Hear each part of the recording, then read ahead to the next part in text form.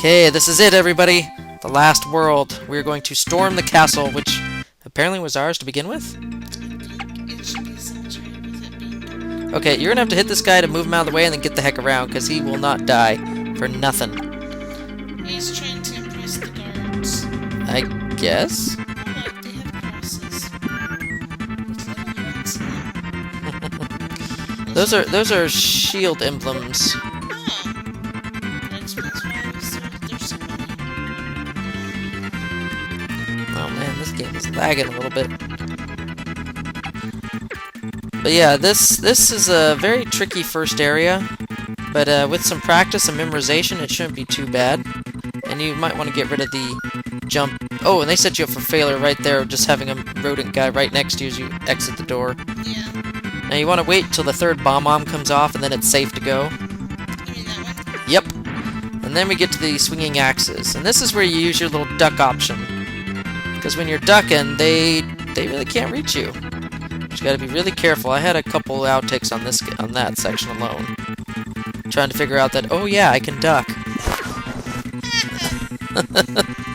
Sometimes you forget some of the simplest things you can do in the game when you're trying too hard to do something one way, and then someone comes around and says, "Did you ever try ducking?" And you're like, "I feel stupid." All right, and this.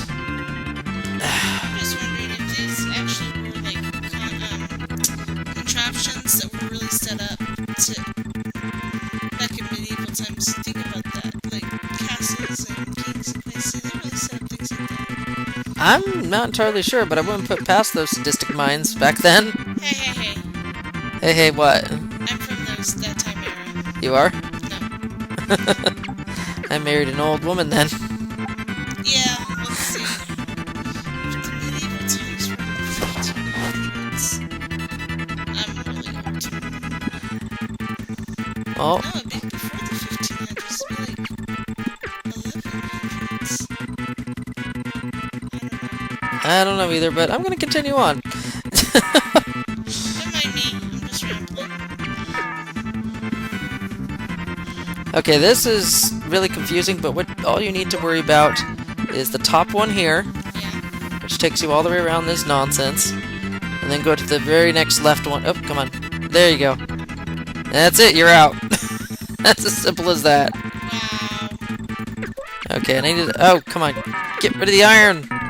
I can't get rid of the iron. I'll get rid of it when I'm up top here. Yeah, there you go. So as you can see, there's a lot of things that can trip you up. What the... Don't you just get rid of it? I guess I did. Whatever. I guess it really wants to be with me, so I'm gonna keep it. Kind of like Neverland. Okay. Neverland never wants to let you go. Never, Oh, right. Got it. never. Okay, that Y over there is really not worth the effort in getting. I've tried so many times, and it is insane trying to get that stupid Y. And get rid of that chef, Why get rid of the chef? because he'll start throwing like crazy knives at you, and that's the only place he actually appears, honestly. Alright, now it's unclear where you're supposed to go, but you're actually supposed to go in these windows. In the windows. Yep, it's gonna break them!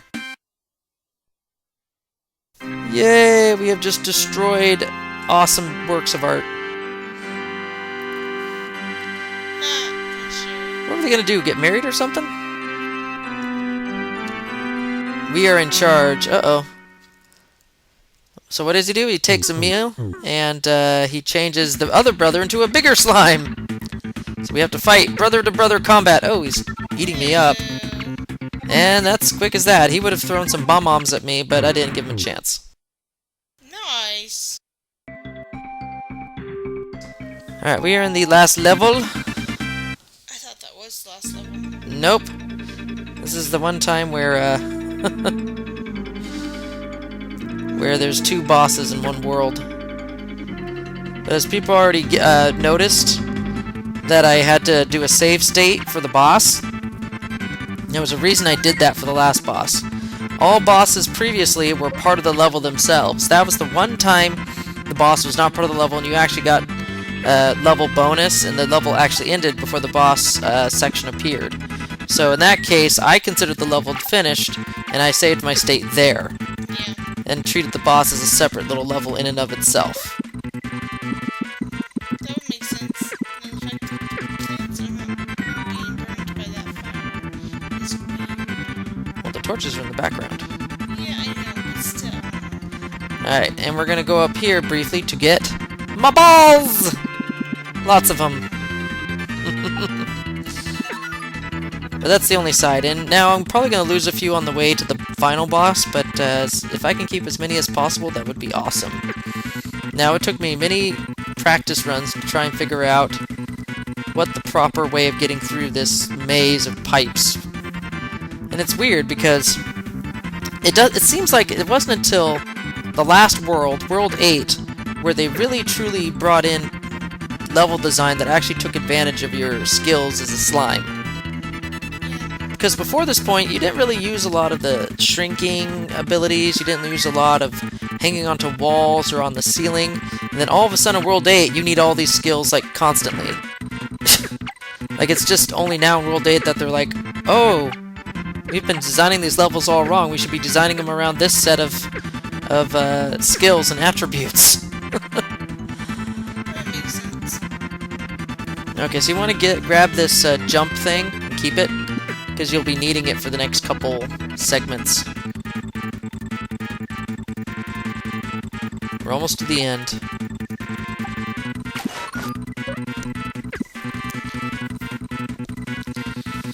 I'm still trying to figure out that time frame. What time frame? How old I would be if I was born in the 90s. You're still thinking about that?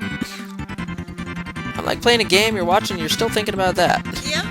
Oh my goodness. I like castles. I think they're cool. Now, if only you'll let me take our house and make it into a castle. That's too much money. That'd be broke by the time we even finished one room. You're so mean. I'm not mean, it's the people who are charging us an arm and a leg for all that stuff. Who says that they'd have to do it? I'll do it myself. Yeah, but you still gotta buy the material. Buying the material doesn't mean it's gonna cost us a lot of money. Depends on the material, I guess. And if you can find it cheap. Oh, I'm wasting balls. Wasting my balls! I need to keep them. Just don't fall on the spikes. That would so do that. Put spikes. Put spikes where? I'm not sure. Okay, and this iron is just... Killing you. Well, yeah, I guess it's supposed to be used for the final boss, but trying to make these jumps with it is a little bit risky. So I'd rather just sit here and literally stock up my balls till 9 until I get to a max of 9. Because honestly, I would recommend to do that for anybody who's playing this game on a no-hit run. Yeah. Because you're going to need all of them to stop the sorcerer from attacking at all. Because if he gets in some of his worst attacks, it's going to be almost impossible to dodge. Like, for example, his second phase.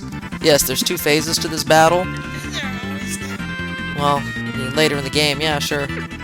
But he's actually the 3rd boss with 2 phases. If he happens to get down to the floor where you are, you're screwed. And it's almost impossible to dodge anything he throws at you when he hits the floor. I guess that's one of the bosses. Yep, and that just like that, he's done. And you want to get over here to the left. Because for whatever reason, the programmers have him coming over here to deliver his speech. I'm gonna tune out the speech. Yeah, and this over-dramatic music. Dun dun dun dun! Alright, now you want to get the first 2 hits in quick. And then, oh gosh! Super Demon! But you want to hit him quick and fast before he finishes up his second demon. Because after a second demon, he goes down to the floor. Woo! Done! Nice. Ah. Wow. You can tell what side he was on. He was on the one that was jealous. Oh yeah. But I think he was just using us against each other. Yep. Now you're back to being a prince. Mm-hmm.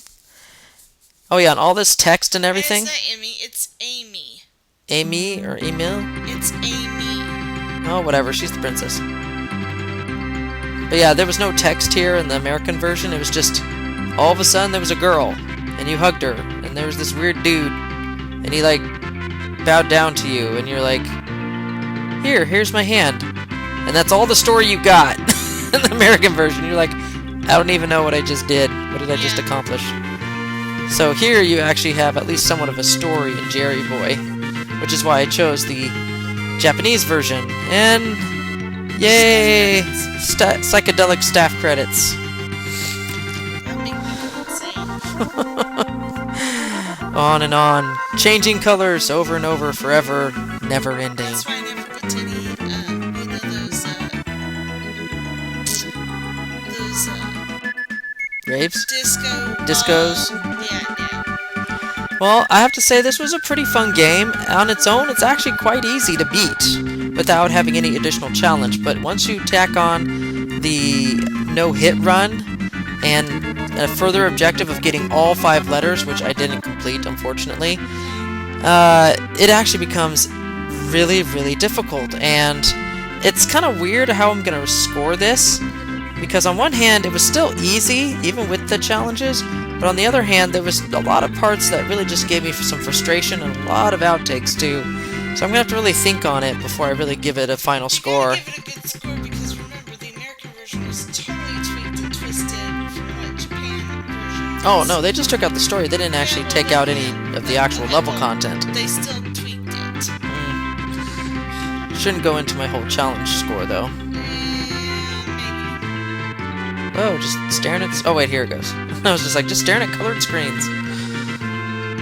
And that's it. Oh, and here's interesting. This was funded by Sony Music Entertainment. Really? Yeah, I didn't know they were into the game-making biz. Interesting. Good job, Sony. Interesting. Yeah, 1991. Those were the good times. Alright, so we're gonna do some more outtakes, and then the final analysis score at the end. So into the next play series, everybody. See you later. Bye. Alright, there was a lot of issues, like this guy. Once I figured out how he worked, like a boomerang, I got around him pretty easily from then on in, but it was just trying to figure out what he was about. And that was just a... And these axes...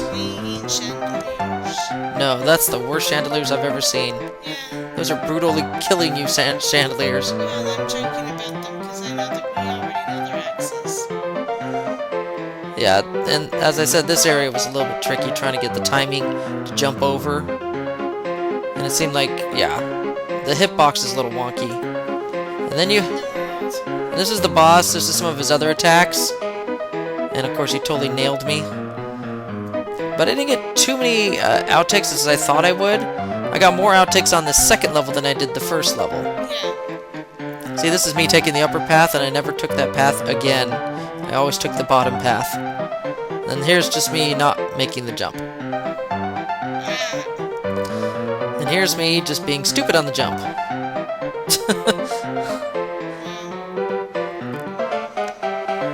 Working our way through, that was just kind of a... No, that was kind of a dick move on the on the programmer's part. Just trying to drop you right onto a flame without any prior notice. And those are just some wonky hitboxes for the explosions when you hit one of the sorcerer clones. Now when you hit one of these little balls of energy, they like split up and they're bouncing, which makes it even harder to dodge them. So you get a lot of... I had a lot of trouble with him trying to figure out his second phase.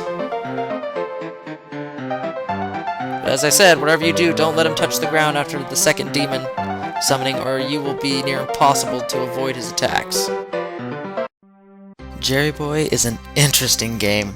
I never personally owned it when I was growing up, but something about the game, it was called Smart Ball at the time, kept me coming back to the game rental store and picking it up again and again so I could play through it over and over. The game as a whole isn't overly hard, and with some practice you can beat the game in a single sitting over the course of an hour. A half hour if you were good. Now all in all, an easy game to decide what the challenge would be. The overall challenge was to make it through each stage without taking a single hit, with the secondary objective being the collection side quest of all the Jerry letters in each stage. failing the secondary objective does not nullify my completion of the primary. It's just bonus. Obviously, I failed the Jerry collection on World 7B and 8 Alpha, but that's irrelevant to my grading of the game with regards to the no-hit run portion of the challenge. So how does it stack up? On the whole, the first 4 worlds were relatively easy, especially once I got used to the controls, which were a lot more loose than I was expecting. The moment you start dashing everywhere, you have to account for the slide your character will experience the moment you try to stop. Once acclimated, though, you can typically pull off all sorts of crazy stunts with Jerry Boy. The real kickers of this challenge were Worlds 5 and 6. Worlds 5 had a few annoying sections, but with some practice you could easily best those stages. It was the boss, and attempting many times to figure out a proper strategy and beating him that really made me frustrated. Now once I landed on the proper way to beat him without taking a hit, it was only a matter of luck, timing, and patience to hit each fish he spewed out of his mouth and then dash in and remove the threat before he submerges the battle arena. Now World 6. World 6 was terrible for the mere fact of ice physics. It took the already loose play control and made it far worse. 6A was the worst level in the game overall, and I had the most outtakes, period. I didn't show them all, but you can only imagine that each outtake I showed, there were at least half a dozen more unshown in that same location. Now moving on to World 7 and 8, the mountain wasn't exactly hard, just confusing at first as to how you were to scale the dizzying heights. World 8 was only as hard as your itchy trigger finger. Taking each level slow and steady was the proper way to do things. With patience, at the final boss, I was whipping through the final level without so much as breaking a sweat. Overall, this was a fun challenge, and I enjoyed going through this pleasant, albeit unknown game.